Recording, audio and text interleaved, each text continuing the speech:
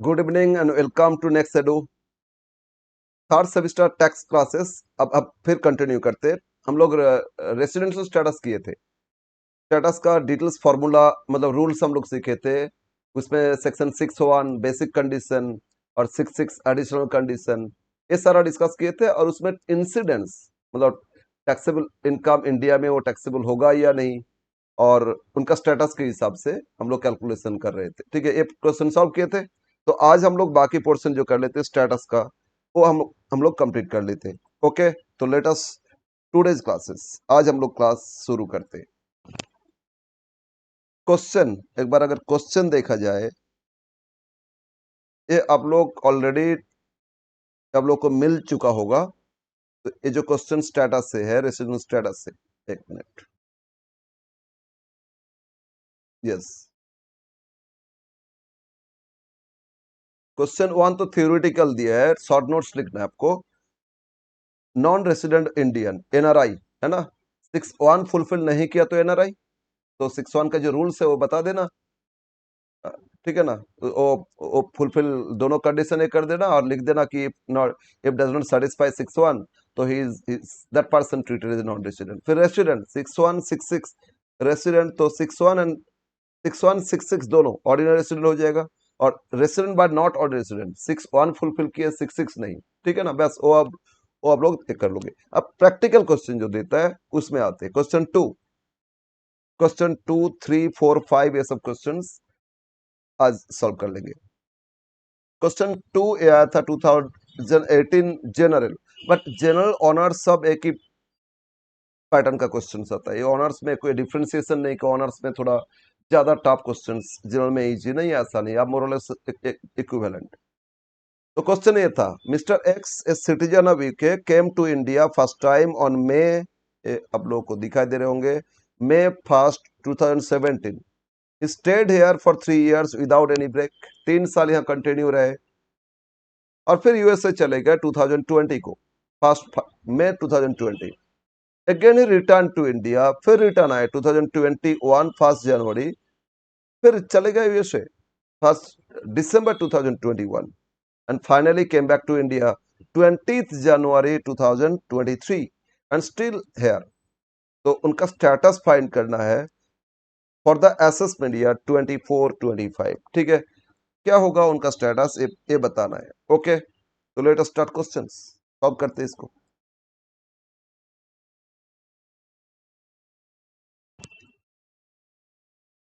This is question number 2।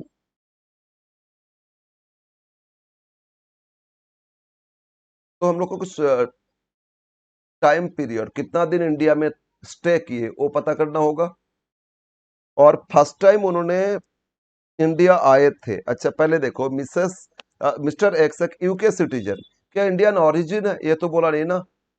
अगर Indian origin India visit करने के लिए आते तो फिर इनके लिए 6(1) में 182 डेज देखते, लेकिन ये ऐसा नहीं है। क्या मिस्टर एक्स इंडियन है और जो बाहर गए थे यूके सर्विस के लिए? ऐसा भी नहीं है।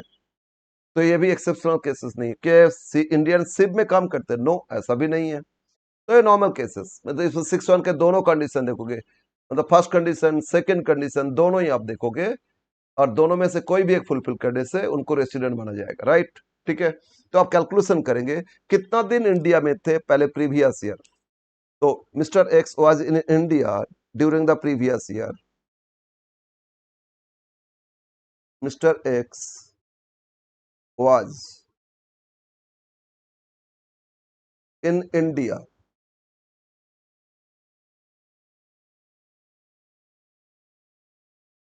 During previous year.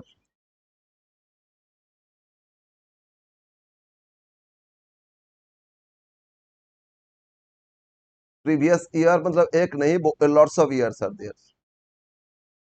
तो एक एक टेबल हम लोग ड्रॉ करते हैं।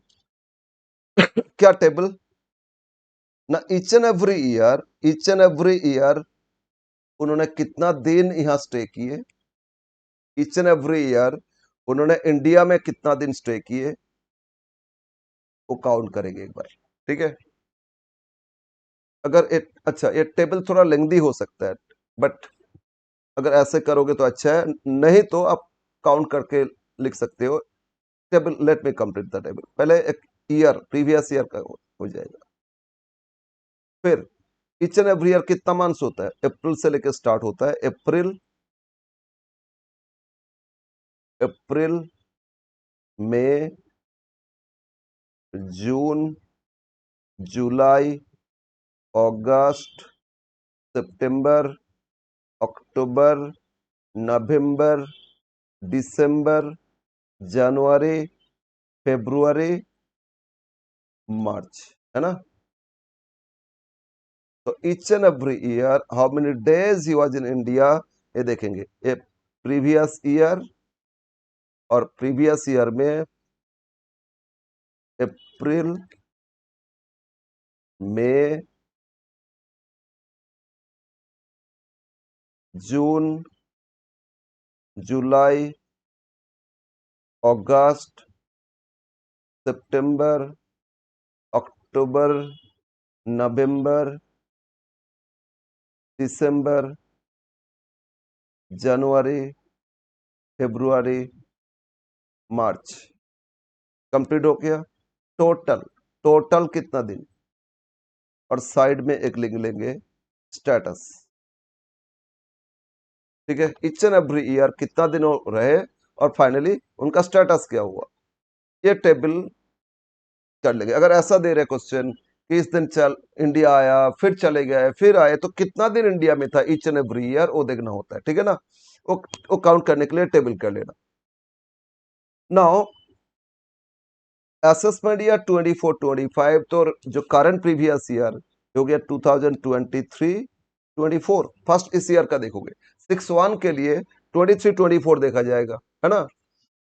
23-24 में टोटल कितना दिन इंडिया में थे, टोटल कितना दिन इंडिया में थे वो देखा जाएगा। राइट? Yes sir. तो अब इस क्वेश्चन को पढ़ो। क्वेश्चन में क्या दिया है? Last he came back to India on 20 January 23। अरे 23-24 तो फर्स्ट अप्रैल से शुरू हो रहा है, और इसके बाद स्टिल है यार, मतलब पूरा प्रीवियस ईयर टोटली 365 डेज ही इंडिया में थे। ठीक है ना? क्यों सर? ओके, ध्यान दो। 23-24 है ना? तो 23 मतलब हो रहा है आपका फर्स्ट अप्रैल 23 से मार्च 24, 366 डेज हो जाएगा। 24 में फरवरी तो 29 डेज था ना? कैसे बोलो? वो जनवरी से था, जनवरी 23 से था, तो हम लोग तो अप्रैल से चाहिए ना, मतलब अप्रैल 30 डेज इंडिया में थे। इसके बाद कंटिन्यू इंडिया में थे, मई 31, जून 30, फिर जुलाई 31, अगस्त 31, सितंबर 30, अक्टूबर 31, नवंबर 30,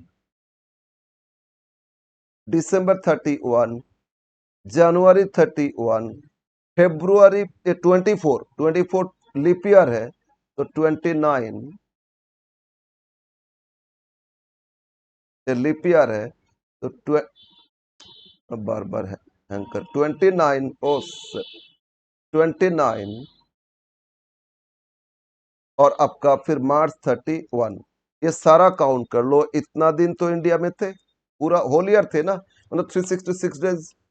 अब बोलो बेसिक कंडीशन 6-1 क्या बोले थे ना? प्रीवियस ईयर उनको फिजिकली एटलीस्ट 182 डेज रहना है, फर्स्ट कंडीशन।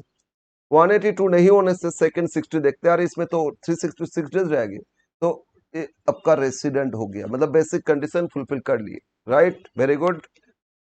अब ऑर्डिनरी होगा या नॉट ऑर्डिनरी होगा वो बाद में, रेसिडेंट तो हो गया ना। अब आ जाते, अब देखते 6-1 फुलफिल्ड। 6 के लिए क्या था? 6 के लिए था कि लास्ट 10 प्रीवियस ईयर में कम से कम 2 इयर्स उनको बेसिक कंडीशन रेसिडेंट फुलफिल करना है, और लास्ट 7 प्रीवियस ईयर में 730 डेज फिजिकली रहना है।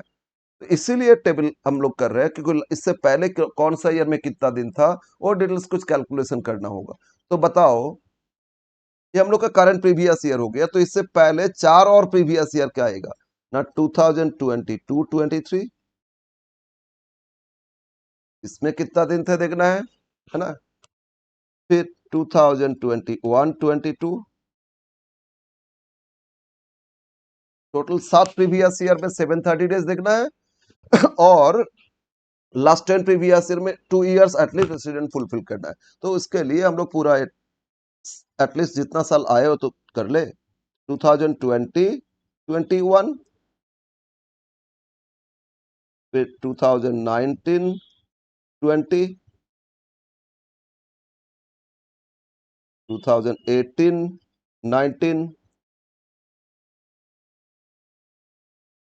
फर्स्ट टाइम वो कब आए थे? देखो first line, UK citizen first time मई 17 को आए थे, मतलब 17 18 से ही उन्होंने आए, तो 17 18 तक कर लेते, ठीक है।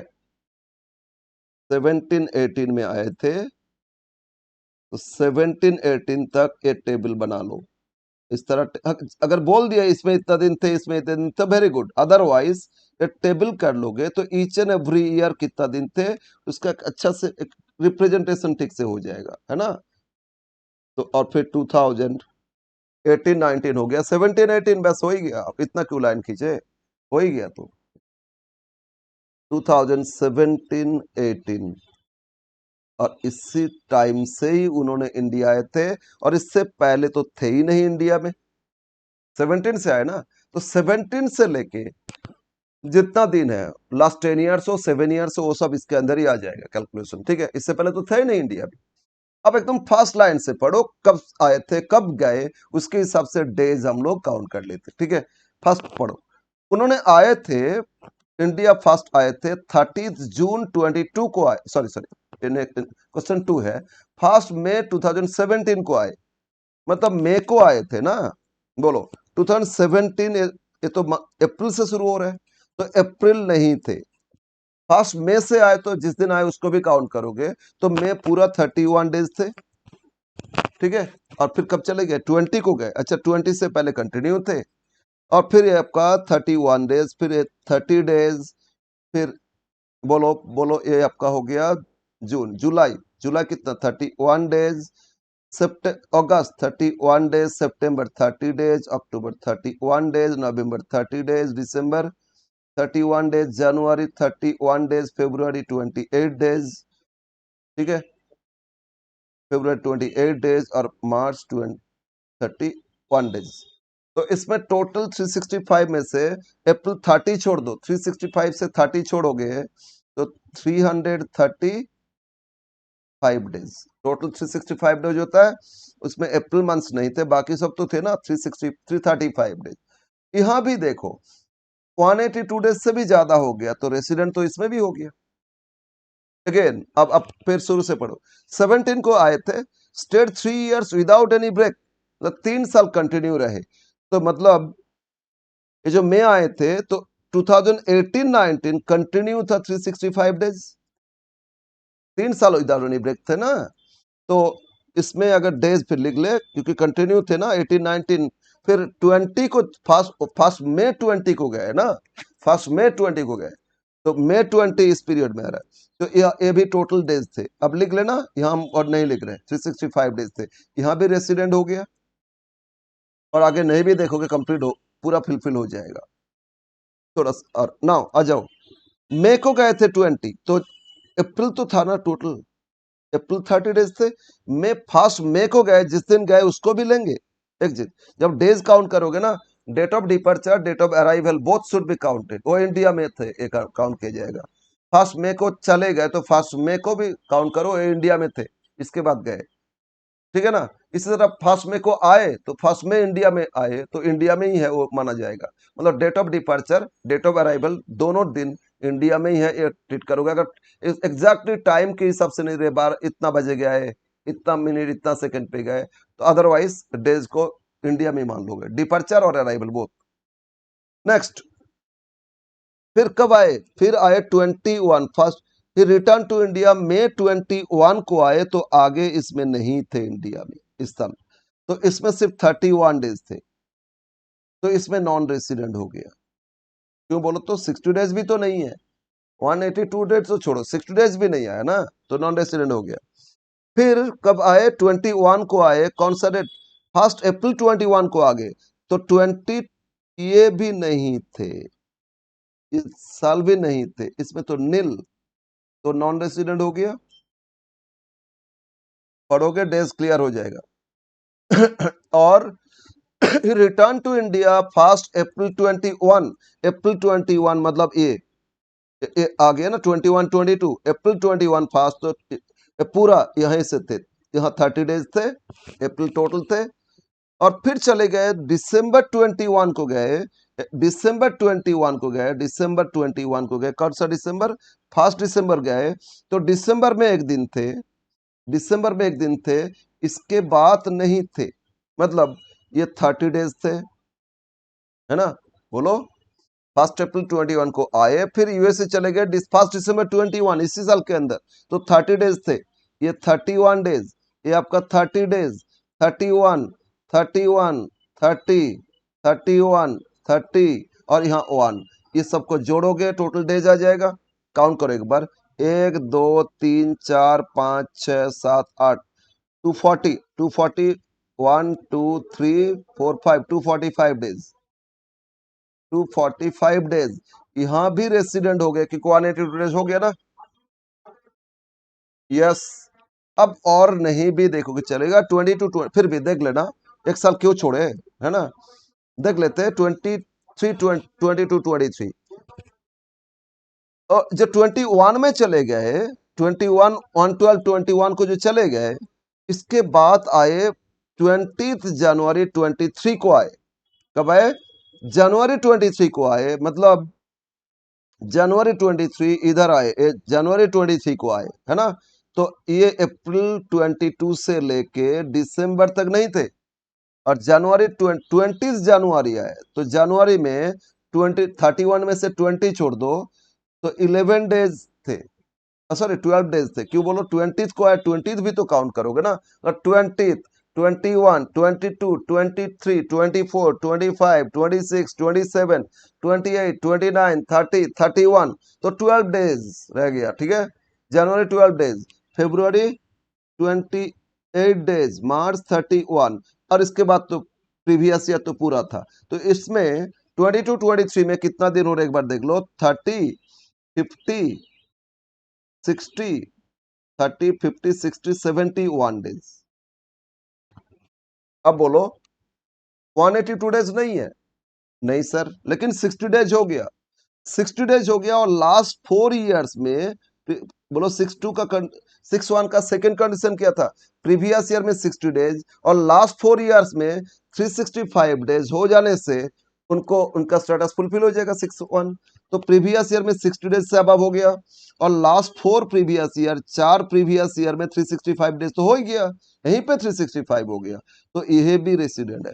तो सोचो, प्रीवियस ईयर रेसिडेंट ये नहीं देखना, ये तो है ऑलरेडी, इसके लिए तो इसीलिए तो 66 में गए, तो 66 में देखते हैं, 66 क्या बोले थे, पहले 61 आ जाते, बेसिक कंडीशन अब नीचे लिखेंगे, बेसिक कंडीशन 61 ये बोल रहे थे कि प्रीवियस ईयर 23 24 में एक 182 डेज उनको फिजिकली रहना होगा, ठीक है ना, तो फुलफिल हो जाएगा बेसिक कंडीशन 61। अरे 182 डेज फुलफिल नहीं किए तो उनके लिए ऑप्शन है 60 डेज भी रहने से चलेगा, लेकिन उसके में प्रीवियस ईयर में 60 डेज और उससे पहले 4 प्रीवियस ईयर मिला के 365 डेज, ये होने से भी फुलफिल हो जाता है 61, बट इनके लिए 23 24 प्रीवियस ईयर में तो 182 से अबव हो गया, तो 61 फुलफिल्ड, है ना, तो 61 फुलफिल्ड, इसीलिए रेशन लिख दिए थे। अब उन्होंने ऑर्डिनरी होगा नॉट ऑर्डिनरी, इसके लिए 66 देखोगे, सेक्शन 66 बोलता है लास्ट 10 प्रीवियस ईयर में 2 इयर्स रेसिडेंट फुलफिल करना है, लास्ट 10 में एक दो, लास्ट लास्ट ये 4 बार रेसिडेंट फुलफिल किए, 2 साल तो हो गया ना, यस, और लास्ट 7 प्रीवियस ईयर में 730 डेज, ये 2 जोड़ो ये 3 जोड़ लो, 730 से ज्यादा हो गया, मोर देन 730 डेज स्टे कर लिए लास्ट 7 प्रीवियस ईयर में, मतलब वो ऑर्डिनरी रेसिडेंट हो गया। अब नीचे लिख दो इसमें, तो he is mister x is resident and ordinary resident of India, right, और अब नीचे डिटेल्स लिख देना, ये टेबल में सारा डिटेल्स आ गया, तो इसमें स्टेटस हो जाएगा resident and ordinary resident of India, ORI, ठीक है। आगे क्या देखना हम लोग को, प्रीवियस ईयर का देखना, नाम यहाँ लिखो, mister X fulfil, mister X satisfied या fulfilled,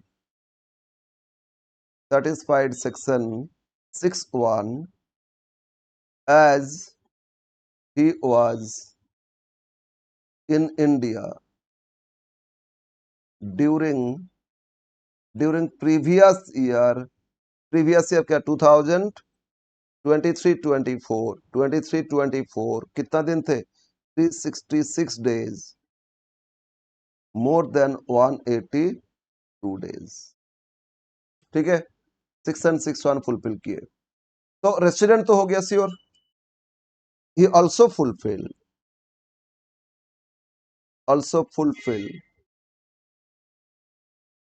both the conditions of section 66, that is, ये दोनों कंडीशन एक बार लिख दोगे कि फर्स्ट क्या था, ही वॉज ए रेसिडेंट, मतलब सेक्शन 61 फुलफिल किए और कितना कितना बार रेसिडेंट हुआ लास्ट, ये करंट प्रीवियस ईयर नहीं, ये लास्ट टेन प्रीवियस ईयर में 10 तो था ही नहीं, लेकिन जितना दिन थे 1 2 3 4 4 times, he was a resident for 4 times in last 10 previous years which is more than 2 times, है ना, कम से कम 2 बार होना चाहिए, तो 4 times in last 10 previous year। And second भी फुलफिल किए, and he was in India more than 730 days। यहाँ days count ही नहीं किए, लास्ट 3 जोड़ो ना, 730, 365, 335, 31, यही जोड़ लोगे तो 730 डेज हो जाता है, ठीक है ना। और इधर 245 और 71 जोड़ोगे तो और ज्यादा हो रहे, 730 डेज रहना चाहिए 7 प्रीवियस ईयर में, more than 730 days in last 7 previous year. Therefore उन्होंने क्या किए, सेक्शन 61 66 दोनों फुलफिल किए, तो उनका स्टेटस क्या हो जाएगा, as he fulfilled या satisfy both section 61 and section 66, उन्होंने क्या किए 61 66 दोनों फुलफिल किए, so he was a resident and ordinarily resident, 66 fulfil किए तो ऑर्डिनरी रेसिडेंट, 66 नहीं फुलफिल करते तो नॉट ऑर्डिनरी रेसिडेंट, 61 हो गया, 66 नहीं तो नॉट ऑर्डिनरी रेसिडेंट बोलते, ordinarily resident of India,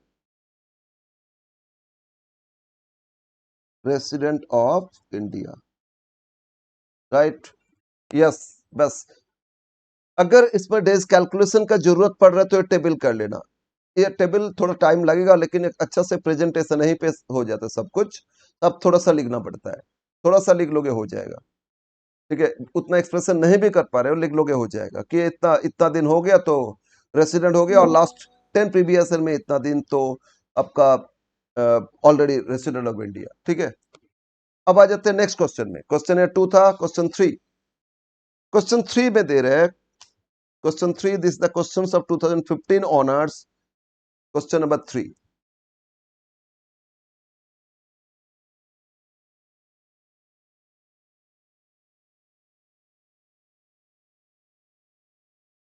question 3 ये आप लोग को विजिबल ना हो इसलिए हम थोड़ा डार्क ले लेते हैं। क्वेश्चन 3, क्या सब में टेबल करेंगे, अच्छा देखते हैं ना, क्वेश्चन 3 देखते हैं एक बार।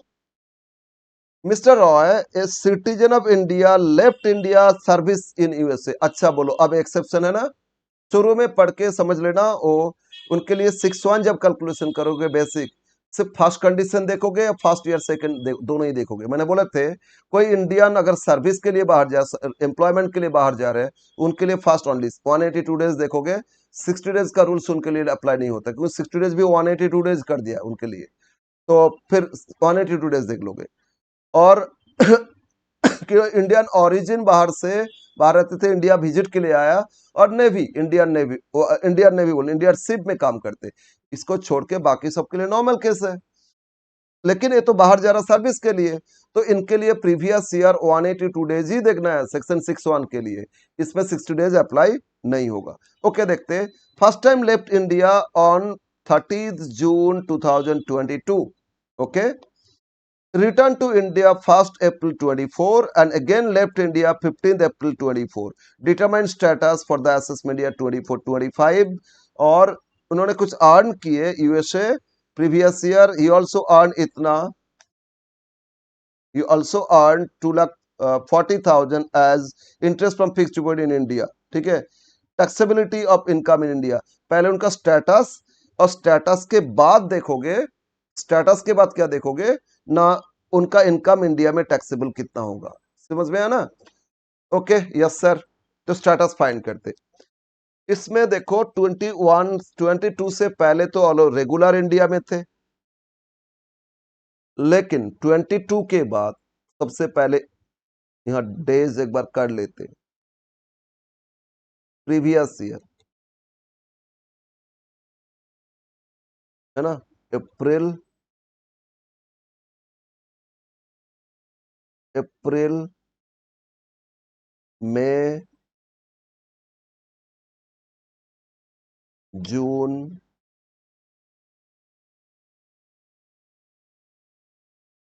जुलाई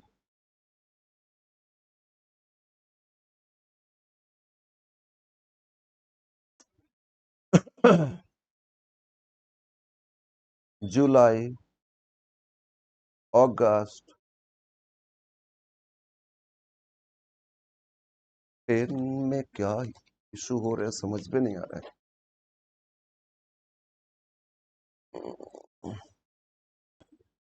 एक बार देखते इसमें, जुलाई अगस्त सितंबर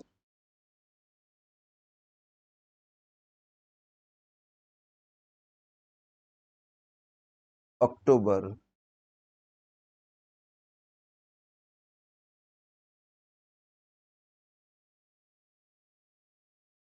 नवंबर दिसंबर जनवरी फरवरी मार्च, मार्च और टोटल। ठीक है, फिर स्टेटस, पेन का क्या इशू हो रहा है, कभी सेंसर में प्रॉब्लम हो जाता है। एनीवे, यस, तो इच एंड एवरी ईयर कितना दिन देखना होगा, फर्स्ट टाइम बोलो, इन्होंने एकदम लास्ट, हम लोग का प्रीवियस ईयर क्या, 2023-24 ऑलवेज ये previous year, current previous year सबसे पहले करोगे। ठीक है, यस, ये बोल रहे हैं उन्होंने, sorry, it is given mister royal left India for USA 2022 को गए थे, फिर रिटर्न टू इंडिया 1 जनवरी 24। अच्छा, जनवरी 24 को आए, मतलब ये 24 जनवरी, ये जनवरी को आए, जनवरी 24, 1 जनवरी आएगा तो जनवरी पूरा 31 डेज थे, और फरवरी में 29 डेज थे, मार्च में कितना 31 डेज थे, है ना। और उन्होंने 15 अप्रैल गए, लेकिन हम लोग तो मार्च एंड हो गया, अप्रैल 31 मार्च तक ही लेना है, 24 है ना, 30 बोलो 23-24 कब से शुरू है, 1 अप्रैल 23 से लेके मार्च 24, तो 24 मार्च यहां तक देखना है, इसके बाद अप्रैल हो तो नेक्स्ट ईयर चला गया ना, तो ये तीनों को काउंट करो, इससे पहले नहीं थे इंडिया में, 22 में गए थे, फिर 24 में आए, बीच में 23 में तो थे ही नहीं इंडिया में, तो तीनों काउंट करने से होता है 60-60-30-91 डेज, है ना। टोटल कितना दिन हो गया बोलो, 30-30-60-30-91 डेज, ये तो 182 डेज से लेस है, बोलो लेस देन 182 डेज हो गया ना। और इनके लिए क्या देख रहे थे, इन्होंने बाहर गया था सर्विस के लिए, तो ओनली 182 डेज देखना होता है, तो ये हो गया less than 182 days, less than 182 days, 182 days, right.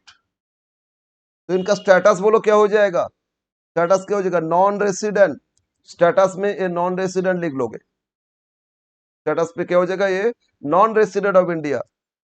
समझ में आ रहा है? बस आगे और कैलकुलेशन करना है नहीं है, लास्ट 10 ईयर्स, लास्ट 7 ईयर्स क्यों बोलो, अरे प्रीवियस ईयर में ही तो रेसिडेंट फुलफिल नहीं कर रहे। जब प्रीवियस ईयर 6-1 ही फुलफिल नहीं किए, 6-6 देखना नहीं होगा, कंप्लीट यहीं पे हो गया। तो ये टेबल नहीं भी बनाने से होता, सिर्फ प्रीवियस ईयर एक बार देख के कितना दिन थे लिख लो, इसके बाद आप क्या करोगे, टाटा से कर दोगे। नाउ लिख लो, नाउ क्या लिखोगे बोलो, मिस्टर, हाँ कुछ इसमें प्रॉब्लम, तो इसमें स्टेटस में क्या हो रहा है ना, mister Roy, mister Roy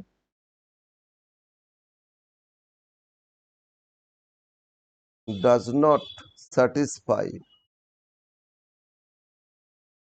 satisfy section 6(1) as he was in India, कितना दिन थे, लेस देन, वो तो काउंट कर ही लिए थे ना, less than 182 days in previous year 2023-24।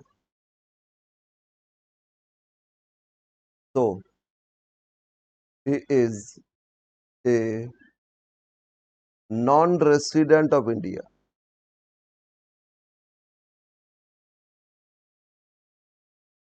ठीक है, ये हो गया आपका स्टेटस। अब इसमें बोल रहे हैं अगर एनआरआई हो गया तो एनआरआई के लिए क्या क्या इनकम टैक्सेबल होगा।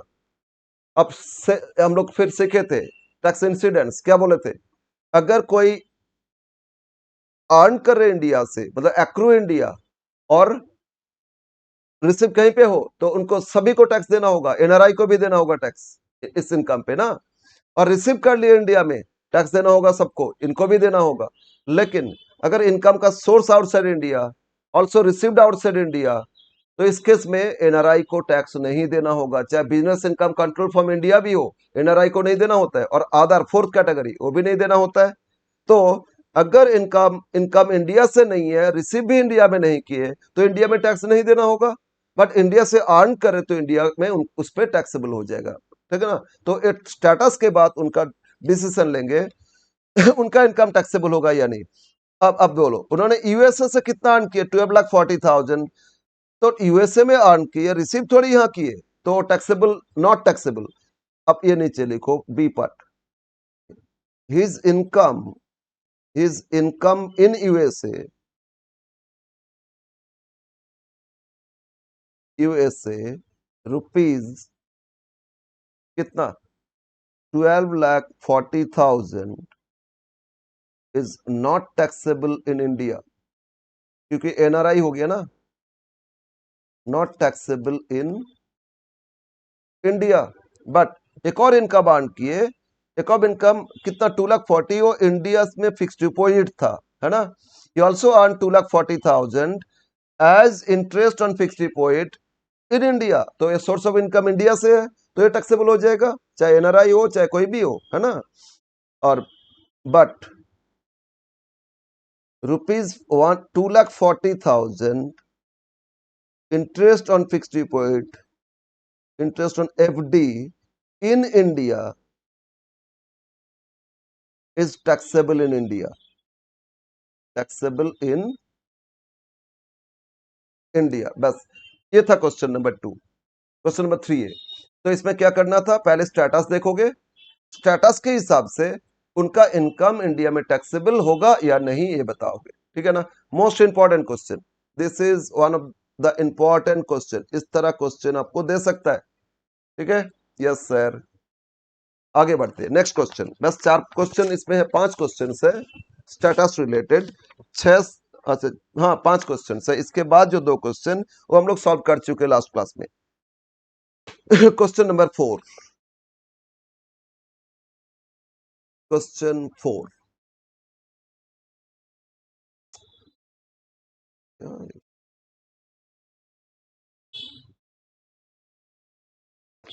यस, क्वेश्चन 4 इसमें क्या बोल रहे हैं ना, mister Watson an Australian citizen visited India 105 days each year since 1718.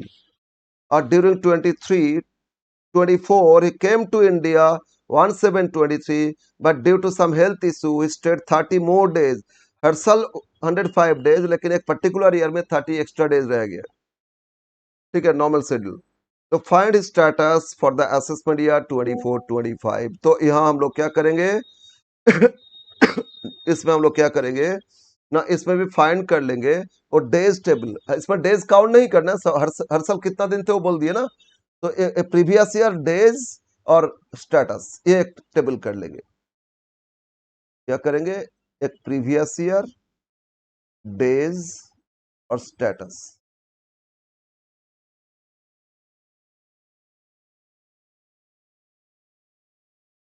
Previous year always हम लोग का प्रीवियस ईयर 23-24 है ना, ये प्रीवियस ईयर का ही देखना होता है. इसमें ये बेसिक कंडीशन, ये नहीं हुआ तो फिर आगे, ये नहीं हुआ तो फिर सेकंड कंडीशन के लिए हम लोग को 4 साल और देखते हैं, मतलब 6-1 का 182 डेज नहीं हुआ तो इस केस में आगे 4 और प्रीवियस ईयर देखते, और फिर ये फुलफिल हो गया तो फिर आगे 10 साल और 8-7 साल देखते. तो इसीलिए ये सारा ईयर्स इसमें लिख लेते एक बार. तो कब से आए थे बोलो, फर्स्ट टाइम आए थे 1718 से. तो 1718 से 23-24 तक ईच एंड एवरी ईयर लिख लो. 2022-23 इसमें डेज कॉलम अलग से नहीं किए, जनवरी फरवरी मार्च बोल के मंथ वाइज नहीं किए, क्योंकि सारा बोल दिए ना डेज कितना दिन थे. फिर 2021-22, 2020-21, 2019-20, 2018-19, 2017-18. एक बार फिर देख लो, 17, 18, 19, 20, 21, 22, 23, 24. ठीक है, यस. अब शुरू से कितना दिन करके रहते थे, 105 डेज ईच ईयर. यहीं से लास्ट से लिख लेते 105 डेज, 105 डेज, 105 डेज. लेकिन 23 में 1723 मतलब 23-24 में उन्होंने 30 डेज एक्स्ट्रा थे, तो बाकी सब 105 डेज थे.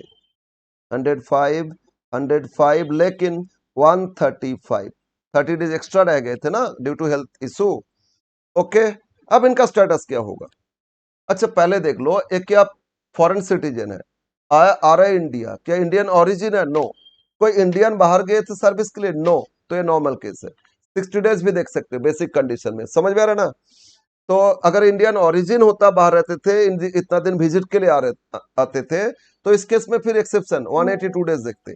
बट यहाँ 182 डेज का कोई कंसेप्ट नहीं है, राइट. तो अब बताओ कैसे देखोगे. 60 डेज हो गया ना, अच्छा मैं इसमें कलर चेंज, 60 डेज हो गया ना, हाँ सर 60 डेज तो हो गया. तो लास्ट 4 प्रीवियस ईयर काउंट करो, कितना 365 डेज हो रहा है. सेकंड कंडीशन क्या था, बेसिक कंडीशन 6-1 का सेकंड कि प्रीवियस ईयर में 60 डेज, तो प्रीवियस ईयर में 60 डेज और लास्ट 4 प्रीवियस ईयर में 365 डेज. चारों को जोड़ोगे 420, तो हो गया रेसिडेंट, हो गया 365 डेज हो गया ना last 4 previous year. Yes sir. Next आगे फिर देखते. तो बेसिक कंडीशन फुलफिल हो गया भाई, बेसिक 6-1 फुलफिल हो गया. तो अब 6-6 देखेंगे additional.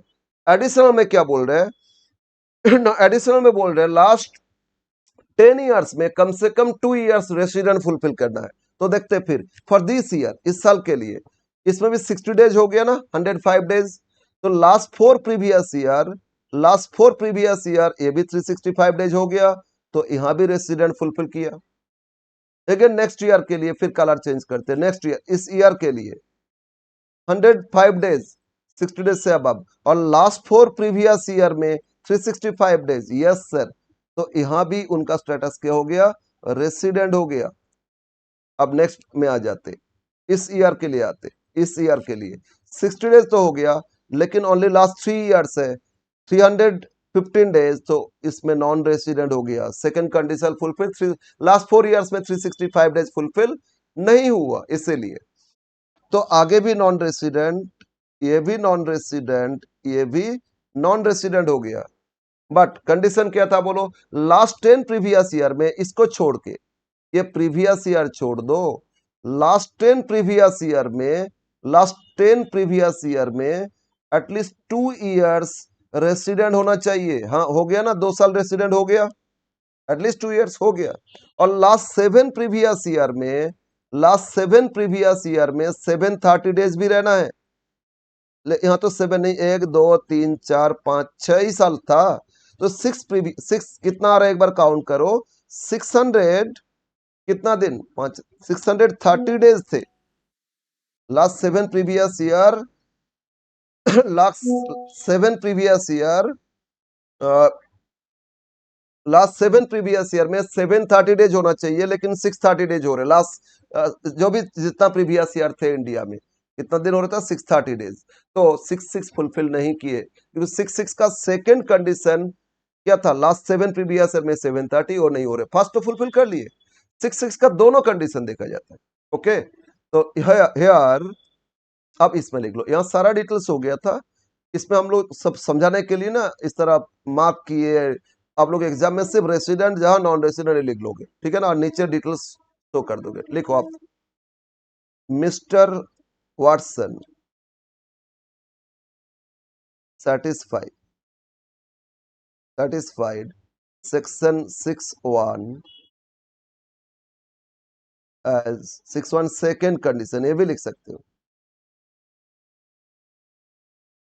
Condition as in previous year 2023-24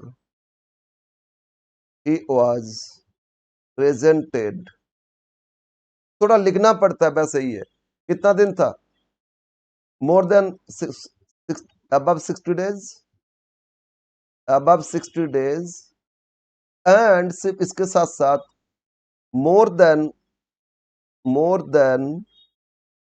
365 days in last 4 previous year, ठीक है, इसीलिए 61 फुलफिल किए। But he does not satisfy section 66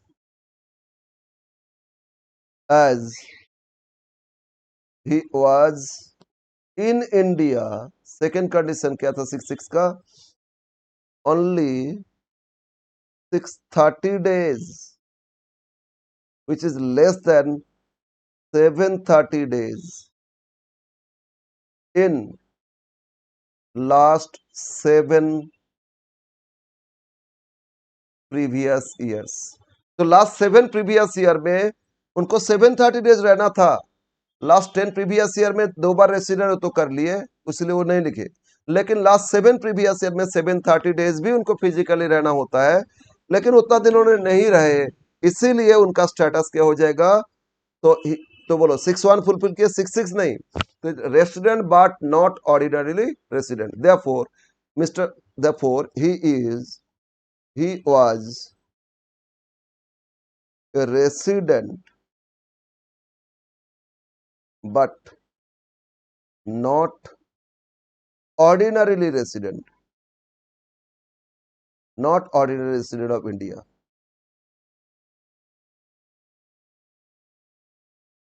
ठीक है ना, बस ये लिख दोगे। 5 मार्क्स का इस तरह क्वेश्चन आने का चांस है, दोनों में से कोई भी एक आएगा, इंसिडेंट से आएगा, नहीं तो इस तरह स्टेटस कैलकुलेशन पूछेगा। इंसिडेंट्स कंपैरेटिवली इजी था ना, उसमें से बोल देता है इनकम इंडिया से किए, बाहर से किए, यार इंडिया में रिसीव किए, बाहर रिसीव किए, कंट्रोल फ्रॉम इंडिया बिजनेस बाहर में, इस तरह बहुत सारे दे देता था। उस उसमें आपका टैक्सेबिलिटी होगा या नहीं ये बताना सिर्फ होता है, वो अच्छा है, ठीक है ना। तो ये था क्वेश्चन नंबर 4। ना क्वेश्चन 5 2022 ऑनर्स में है, क्वेश्चन 6 2023 ऑनर्स में है, 2026 3 ऑनर्स में है, और बाकी जो 2 क्वेश्चंस वो तो हम लोग सॉल्व कर चुके है ना।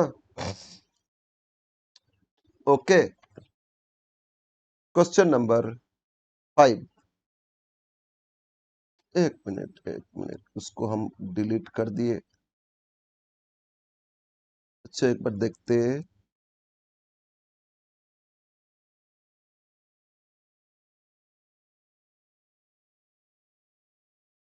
प्रिंटेड और ये कभी कभी चेंज हो गया, पता नहीं कैसे।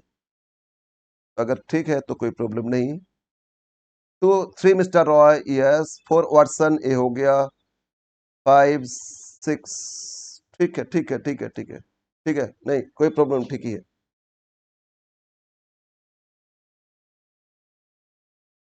ओके। हम्म। तो क्वेश्चन नंबर हम लोग क्या किए थे, 4 किए थे, 5 देखते।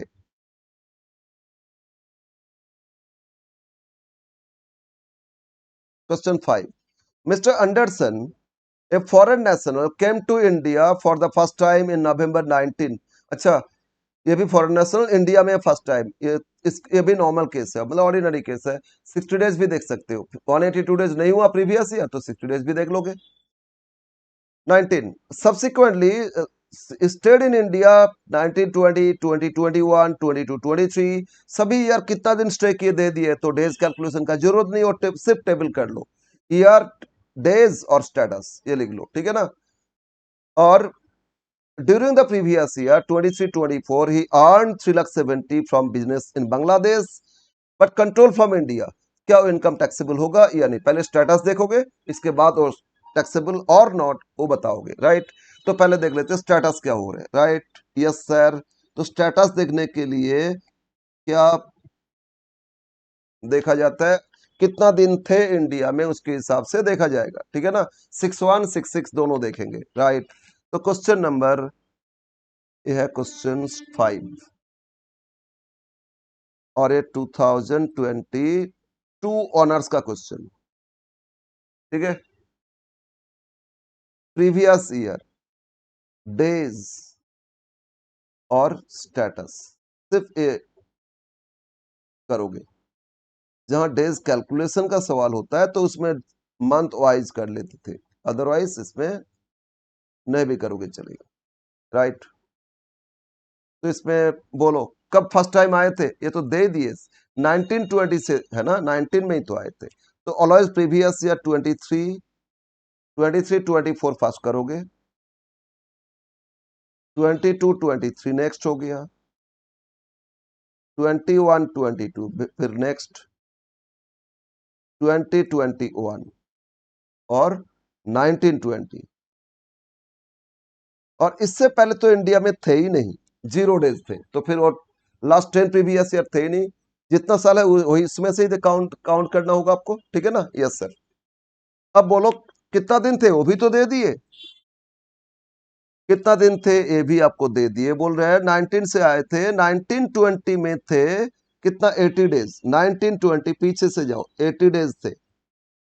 फिर बोला 170 डेज थे, फिर बोल रहे हैं 90 डेज थे पीछे से, नेक्स्ट बोल रहे हैं 150 डेज थे, और लास्ट इसमें 70 डेज थे। तो इस बेसिस पे आपको बताना है उनका स्टेटस क्या हो सकता है। बोलो इनके लिए क्या, 6-1 का दोनों कंडीशन देखोगे या ओनली फर्स्ट देखोगे। 6-1 में इसमें दोनों ही देखेंगे ना, ये तो एक्सेप्शनल केस नहीं है। तो बोलो 60 डेज हो रही है या नहीं, या 60 डेज हो गया। लास्ट 4 इयर्स जोड़ो तो 365 होता है या नहीं। 150 प्लस 170, 320, अरे 400 डेज हो गया, यस। तो इसमें रेसिडेंट हो गया, प्रीवियस ईयर में 60 डेज अब, लास्ट 4 प्रीवियस ईयर में 365 डेज से अब तो आपका रेसिडेंट हो गया, मतलब ऑडिट। अब तो रेसिडेंट तो हो गया श्योर, नॉन रेसिडेंट होएगा नहीं। अब आ जाते इस साल 150 डेज, हम इस आगे और देख रहे हैं रिमेनिंग पीरियड में भी रेसिडेंट उनका स्टेटस क्या है, क्योंकि लास्ट 2 इयर्स रेसिडेंट हो गया, 7 ईयर में 730, तो फिर ऑर्डिनरी हो जाएगा ना। तो बोलो इसमें 150 डेज है, लास्ट थ्री तो ईयर्स है, 170, 90 मतलब हो गया 260, 80, 8 6 14, 340, 365 डेज नहीं हुआ तो नॉन रेसिडेंट। प्रीवियस ईयर में 60 डेज है, लेकिन लास्ट 4 प्रीवियस ईयर में 365 डेज नहीं आया, इसलिए non resident.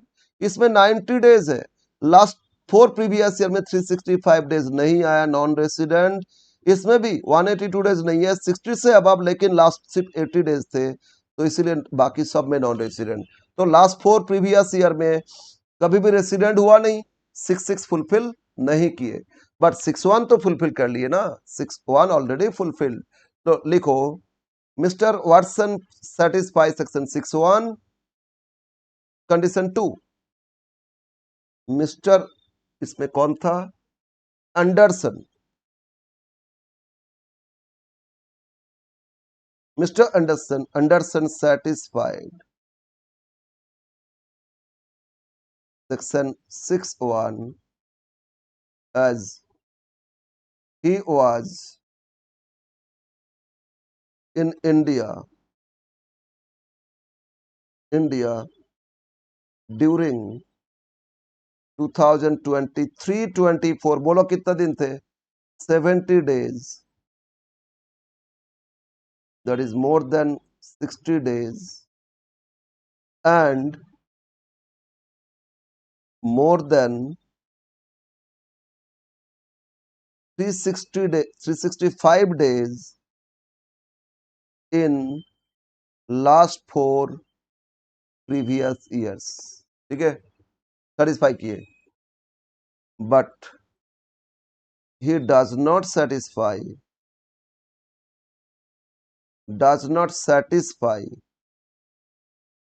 section 6(6) as he was not a resident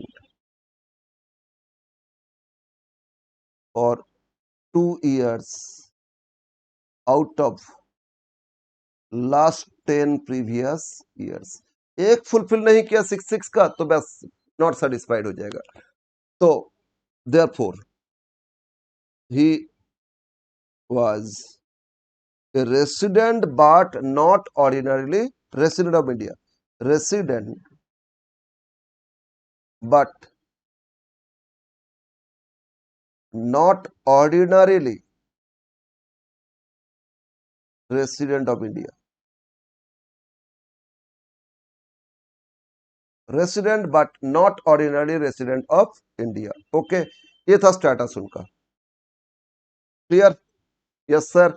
तो 6166 फुलफिल हो रही है या नहीं, वो आपको लिखना होगा, और लिखने के बाद उनका स्टेटस बता दोगे, ठीक है ना।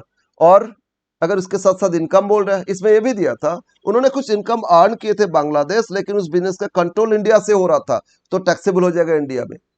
मैंने बोले थे लास्ट डे, देखो याद करो, मैंने थोड़ा पीछे जा रहा हूं मैं, लास्ट डे जो किए थे, ये देखो इनकम, ये 4 जो कंडीशन दिए थे, देखो टैक्स इंसिडेंट्स याद करो।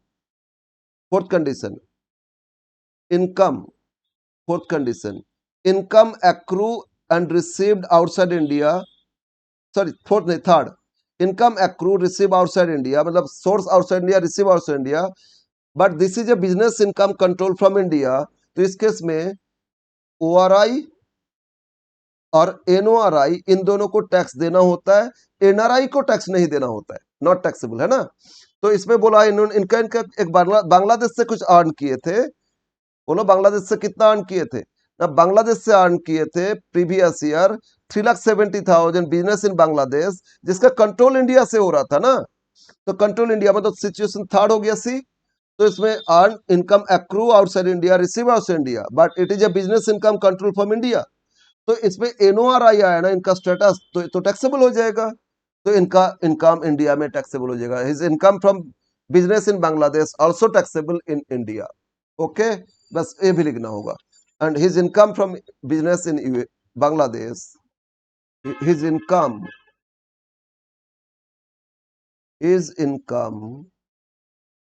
From business in Bangladesh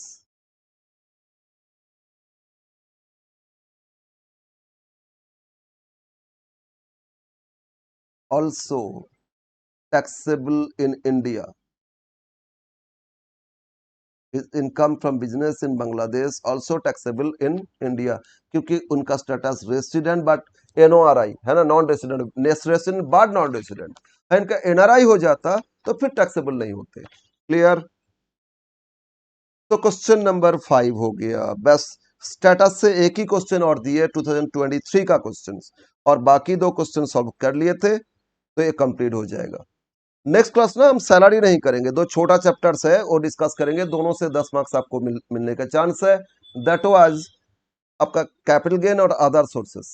capital gain and other sources, पहले अदर सोर्सेस डिस्कस करेंगे, फिर कैपिटल गेन भी डिस्कस करेंगे। और इसमें ना उतना डिटेल्स नहीं, हम डायरेक्ट क्वेश्चन, क्योंकि इतना टाइम हम लोग के पास नहीं है कि डिटेल्स हम समझाए। सैलरी में डिटेल्स समझाने जाएंगे तो बहुत ज्यादा टाइम लगेगा, लेकिन हाँ, जब एक एक क्वेश्चन सॉल्व करेंगे उसमें रूल्स बताते जाएंगे हम, ठीक है ना।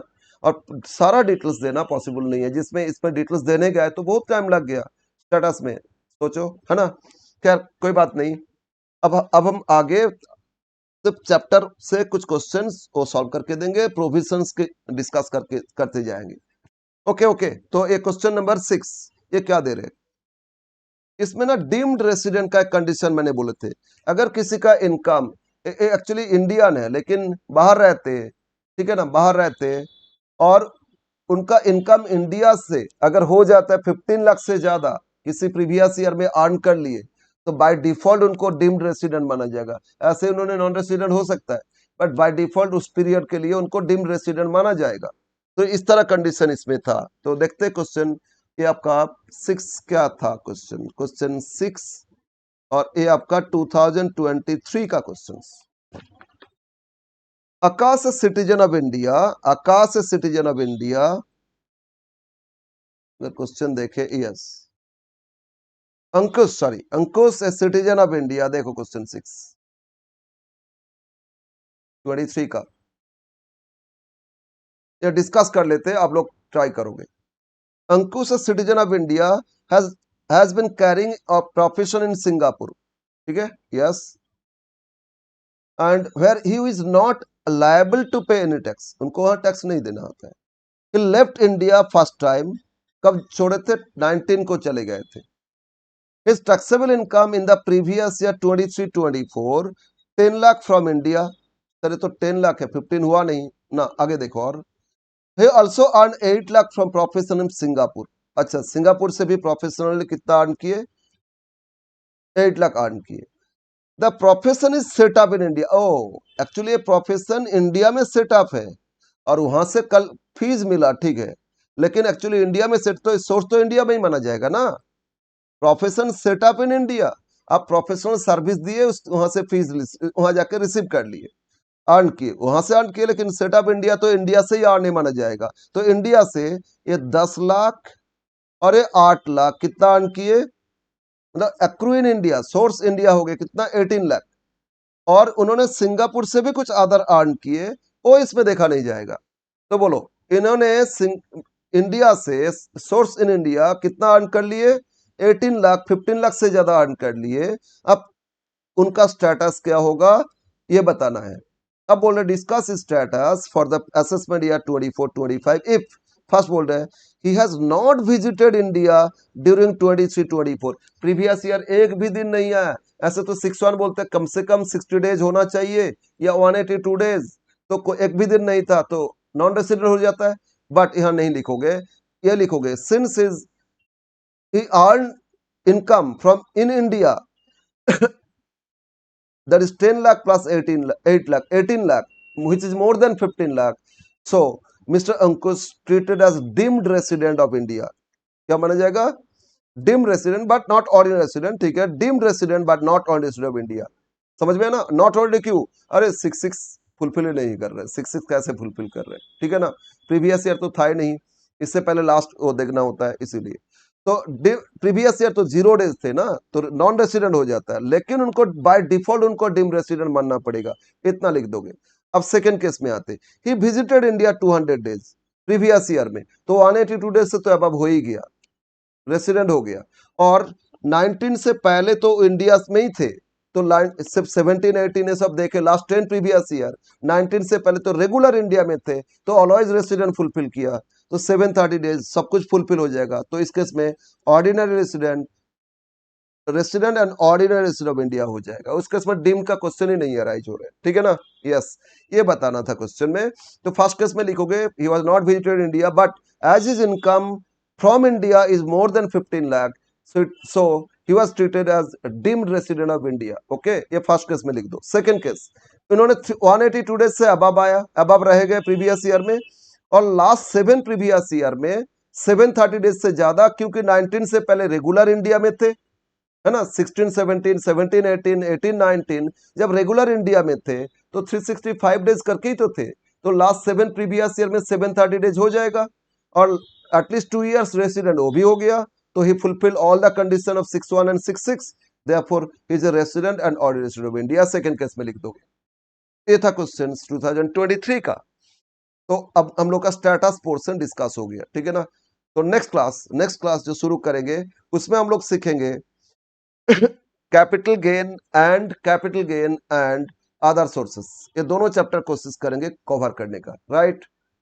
तो आप लोग प्रैक्टिस करो. इसमें हो सकता है आप लोग को प्रॉब्लम हो रहा है, कहीं पे भी प्रॉब्लम है तो क्वेरीज करोगे, व्हाट्सएप करोगे. I should try to reply you, ठीक है. अगेन प्रिपरेशन करो, अटैच रहो, और अब अभी स्टडी जितना मेहनत कर सकते हो मेहनत करो, और रिजल्ट अच्छा होना चाहिए. Wish you all the best once again.